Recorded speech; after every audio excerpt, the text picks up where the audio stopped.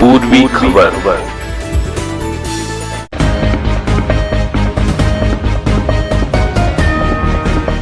हम आ रहे हैं लोकसभा, बहुत काम हो आपके शहर में। हम लेकर आ रहे हैं दमदार न्यूज़ सिर्फ पूर्वी खबर में।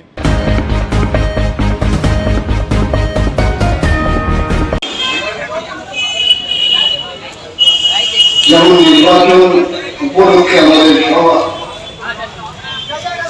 তেমনি আবার হচ্ছে যে 25শে বৈশাখ সকাল থেকে বিভিন্ন জায়গায় আমাদের অঞ্চলে রবীন্দ্রনাথের প্রতি শ্রদ্ধা জানিয়ে নানা অনুষ্ঠান হচ্ছে। আমরা প্রথমেই সবার তরফ থেকে রবীন্দ্রনাথের প্রতি শ্রদ্ধা জানিয়ে আমরা নির্বাচনের কাজ, সবার কাজ শুরু করছি। আপাত দৃষ্টি আর কদিন পরে হচ্ছে যে নির্বাচন 13 মে, আপনারা সবাই জানেন।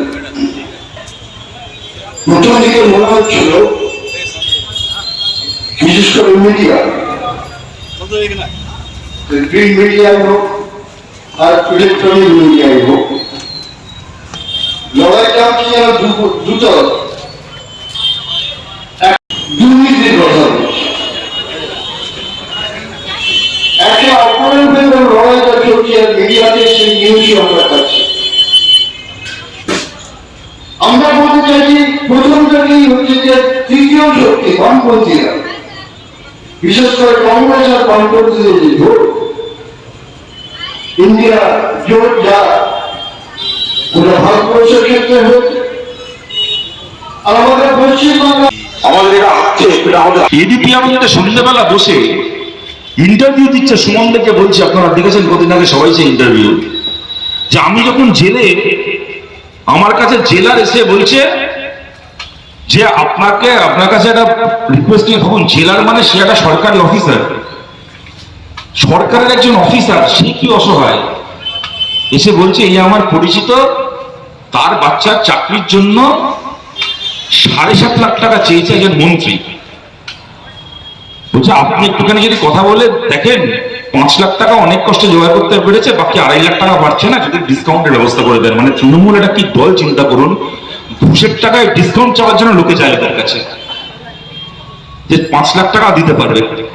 তো কুণাল ঘোষকে তখন সুমনদা জিজ্ঞেস করছে যে কি বলছো কুণালদা, এ তো বড় অভিযোগ, যিনি চেয়েছিলেন টাকাটা তিনি কি এখনো জেলের বাইরে আছেন? উত্তরে কুণাল ঘোষ বলছে জেলের বাইরে আছেন, খালি তাই নয়, তিনি আজকেও বহাল তবিয়তে মন্ত্রিসভায় আছেন, রাজ্যের একজন মন্ত্রী তিনি। আমি আপনাদেরকে একটা কথা জিজ্ঞেস করছি, যারা দূর থেকে আমাদের কথা শুনছেন, যে মানুষ বিজেপিকেও ভোট দিয়েছিলেন তাকে জিজ্ঞেস করছি, আপনি আমাদের শত্রু নন। আমাদের লড়াই বিজেপির কথাগুলো দাঙ্গাবাজ নেতার বিরুদ্ধে, আমরা ব্যবস্থা বদলের লড়াই করছি, আমরা তো আপনার সঙ্গে লড়তে আসিনি। আপনি একবার বুকে হাত রেখে বলুন তো।